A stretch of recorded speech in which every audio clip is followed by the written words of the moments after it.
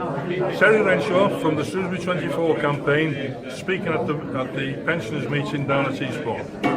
On average, one person every day was killed on a building site.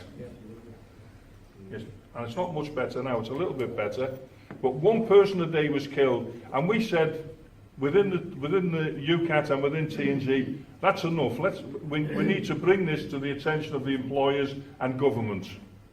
So we went on strike for better conditions in the workplace and for more money, because we were at the bottom of the pie when it comes to the pay. That was the first and only official building workers strike. We were on strike for nearly 13 weeks. Now, after 13 weeks, we went back to work because we'd won very nearly everything. It was the biggest claim that had been won for a trades union with the objectives that they were going for. Those 13 weeks, the employers took a bit of a battering. And when I say battering, a battering financially. So they started putting things together and looking at what they could do to fight back, because they didn't like the idea of giving the extra pay to the workers following that dispute. They picked on one day of 13 weeks. One day. And that was September the 6th, 1972. That's when building workers from North Wales, at the request of John Fluid, which is Sammy's friend, we went and we met with building workers in Oswestry, which is in Shropshire, across the Welsh border, to help them picket sites in the Shrewsbury area which were still working. We didn't know where we were going. We just knew that we were going to meet building workers up in Oswestry at Oswestry Labour Club on September the 6th. And we went out from there to picket sites. The first site we went to was a site called Kingswood on the A5. When we arrived at the Kingswood site, the site agent there greeted us with a loaded shotgun. That was quickly taken off him. And then we realised that we were surrounded by police. There was police everywhere. The police knew we were going there. We didn't know. But the gun was given to the police, and then from that moment on, the police led us to the different sites around Shrewsbury. We did not have a clue where the sites were. We relied on the police to take us and show us. So we had police officers on the coaches with us and motorcycle outriders taking us round. We picketed all day. At the end of the day, the chief superintendent, which was a fellow by the name of Meredith, Chief Superintendent Meredith, thanked us all for the way we behaved during the day and wished us all a safe journey home. Not at one time during that day was a name taken, not at one time during that day was a caution given or a warning to anybody.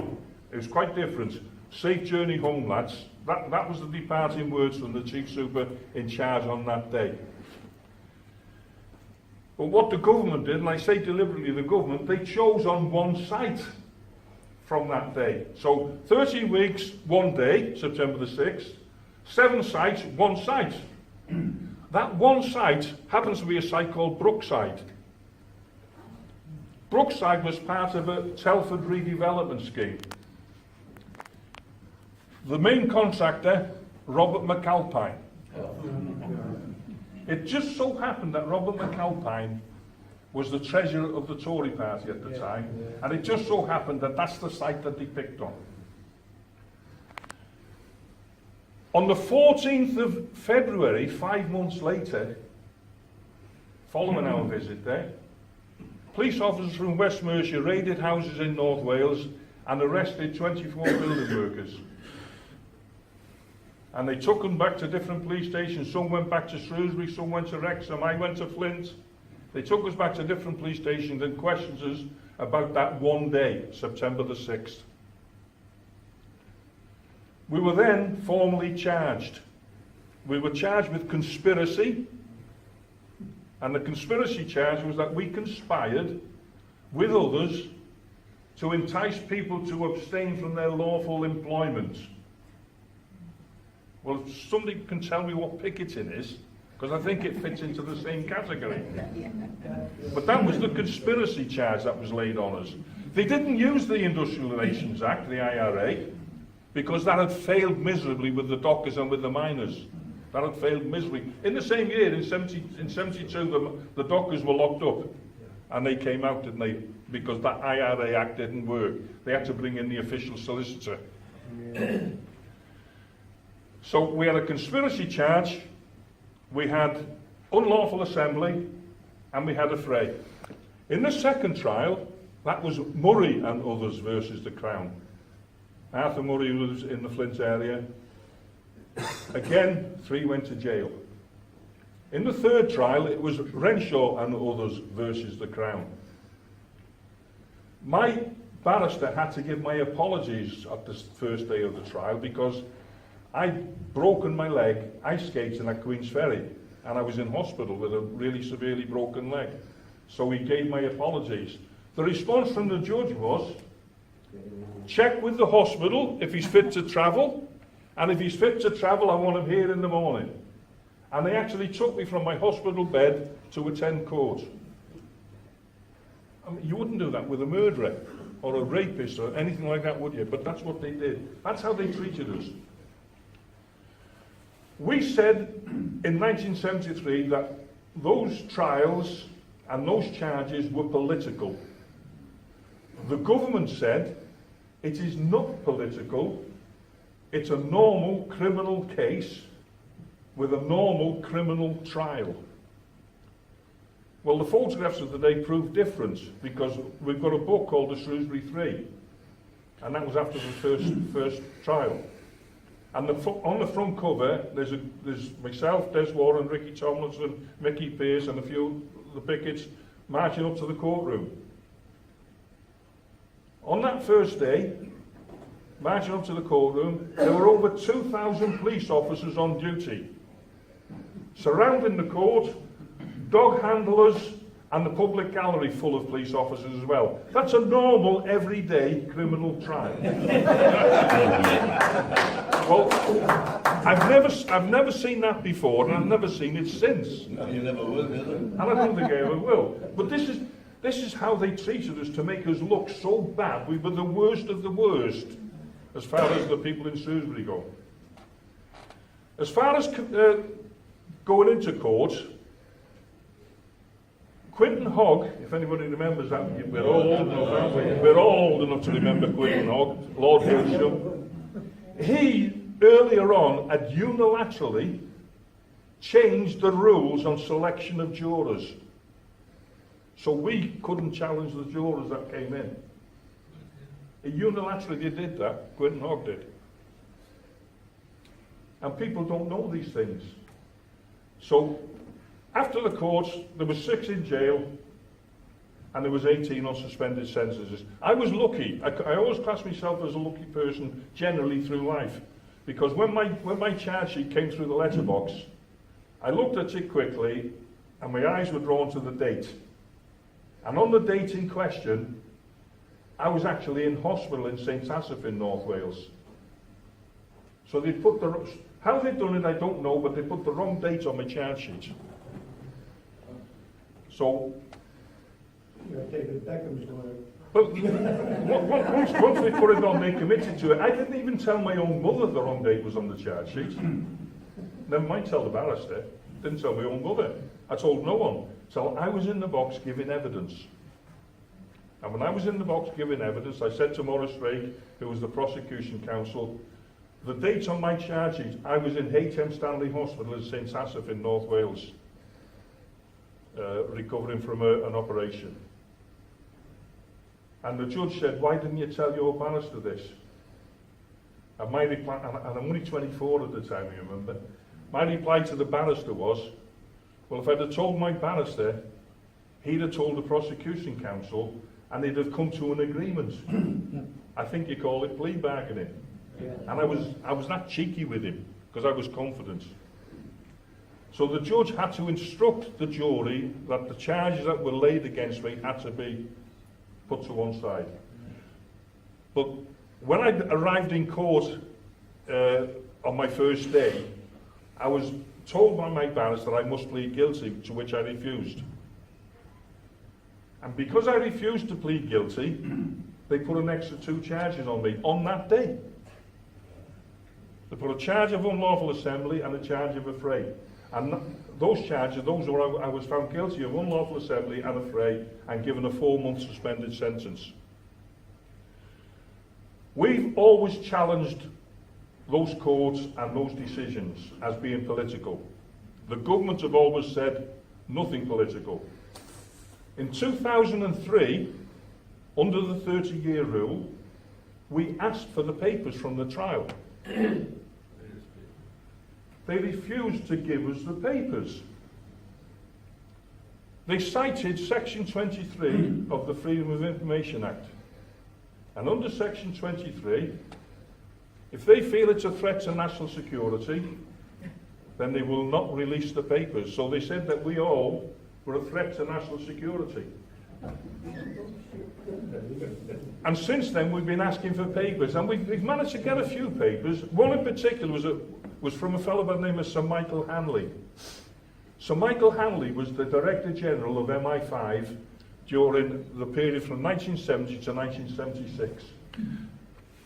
And he sent a letter into Downing Street saying these people must be kept in prison.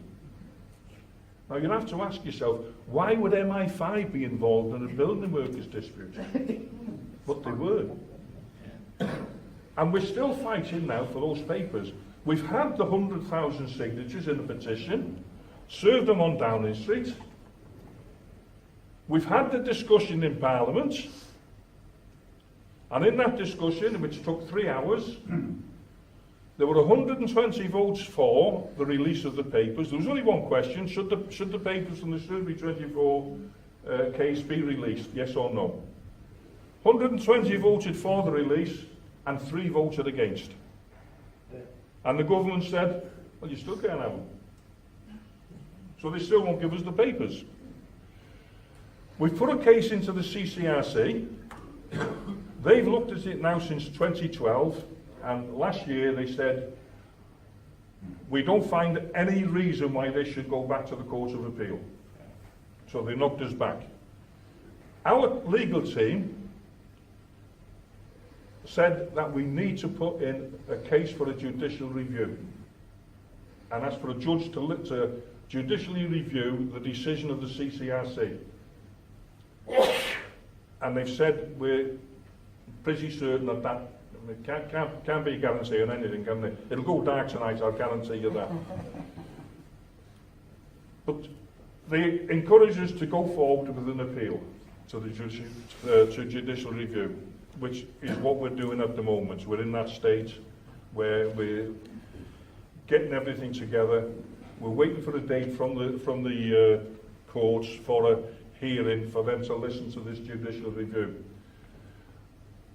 If we go into court, we've got to assure the judge, first of all, that we can pay a lot of money.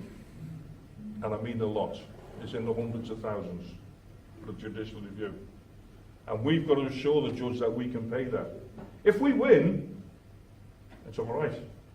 But if we lose, the CCRC could claim costs. And that's the gamble that we're taking at the moment. Unite as a union, in fairness to them, Unite have said that they will give us a substantial amount of the money. The words from Len McCluskey and Howard Becker, we will give you a substantial amount of that money. And I wouldn't expect them to give it all anyway, because I don't see our case as a Unite fight. I see it as a TUC fight. Yeah. It's a fight for trade unionism. And when we win, because I'm confident we will, when we win, we all win. We all win that case, because we cannot let the government get away with this. Who in this room believes that I am a threat to national security apart from Dave Samuels?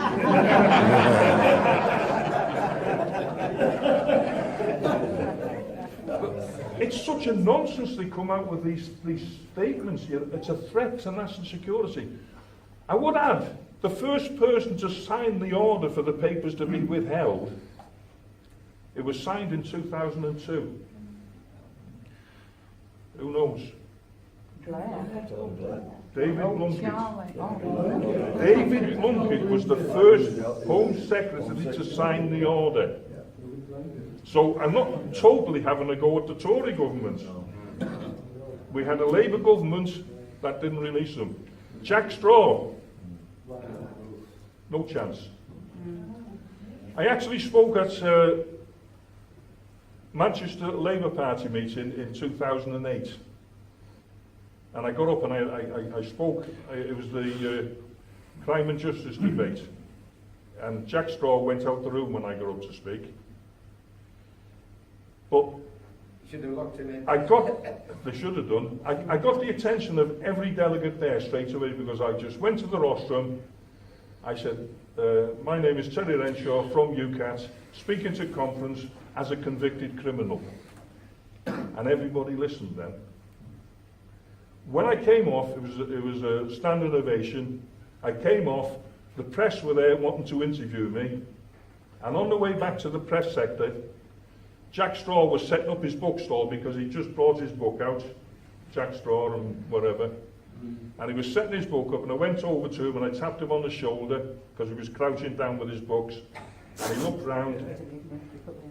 I said, Jack, you're a feeble excuse for a politician, and you're just a little bit less than useless. Those are my words to him. And he just looked and went ashen-faced, and then carried on doing his books. Because he's never been what I would term a socialist. Never. He let the Hillsborough campaign down, he certainly let our campaign down, and he let the Orgreave campaign down. And we could do without people like that. But my plea to our group here, because I only found out last night, Mel is in a branch up in the Doncaster area. Didn't know anything about it. A big branch, so I've asked Mel if I can have an invitation to go to their branch to speak to them and hopefully get that branch affiliated and get a donation from them for our campaign. And I would like to know if any other branches, people in other branches can go back. If you are branch secretaries, put it on your agenda. If you're not branch secretaries, again, put it on the agenda through the branch secretary and the chair. And we will send speakers to any part of the country. I mean, Mel said, you won't come to us, we're in Scarborough. I've been in Scarborough, I've forgotten how many times I've been in Scarborough speaking at different events. I've been up in Scotland. I've been in the Midlands. I've been southwest, southeast. We go anywhere to speak to people to let them know about the unjust case that we're fighting against. Des Warren, the man that's dead, by the way, well, there's 7 of them dead now, but Des Warren was actually killed by the prison service. He died out of prison as a result of what they did to him in prison. They kept injecting him with what's known as the chemical kosh. He served his time, 3 years. He served that 3 years in 17 different prisons. They kept moving him around to different prisons. Ricky Tomlinson served his time in 12 different prisons. And again, that was just to intimidate the families. Elsa, Desi's wife Elsa, she would go to see him with a visiting order, let's say, to Lincoln Prison. She'd have 5 children in tow with her, and she'd go to Lincoln Prison, and she'd get there, she'd present a visiting pass, and she'd be told, he's in Nottingham. That's what they did to the families as well. I can't get a travel visa to go to America, even though I never went to jail. In 2012, I applied for a travel visa to go with a friend of mine to America, to a bit of a holiday, to drive coast to coast. I applied for my visa, I was told no. But we don't hold out that there will be much chance of the decision changing, because Mr. Renshaw is down as a subversive on our files. Well, if I'm a subversive, that'll do me, because all I do is speak up for people. All I do is act on other people's behalf. I've been a shop steward, I've been a convener, I've been a county councillor, I've even sat on the police authority in North Wales for 18 years. I'll always speak up for people. I've done all those different things, but I am a threat to national security. You're the one who knows. So my appeal is just come to me, get my details, or go on. If you go on the Shrewsbury 24 website, because we've had Andy talk about the technology, we've got a good website, we've got a good Facebook, we've got a good Twitter account. But if you go on the website, all the information will be on the Shrewsbury 24 website. And you can, through that website, you can ask for a speaker to come to your branch, wherever that branch may be. Just put that request through the website and somebody will come. I'll in turn will lose our secretary and treasurer. She does everything, Eileen. She's a fantastic person. She was a legal officer with the GMB, but now she's retired and she's our legal officer, doing all the work of digging out files where we can find them and putting pressure on the government where we can to make sure to try to get this back into the Court of Appeal. But I need to convince everybody around that the case is just. Not one of the pickets, not one was found guilty of criminal damage. Not one was found guilty of criminal assault. The papers vilified us. Not one found guilty of criminal assault or criminal damage. Conspiracy, unlawful assembly, affray. The conspiracy one is so easy because hearsay evidence will do. So that's my plea to you, is if you can go back to your branches, get in touch with us, and hopefully I'll get an invitation to come back and see your nice faces again in your own branches and speak to them about support for our campaign, which is the Shrewsbury 24 campaign. Thank you, Monica. Thank you.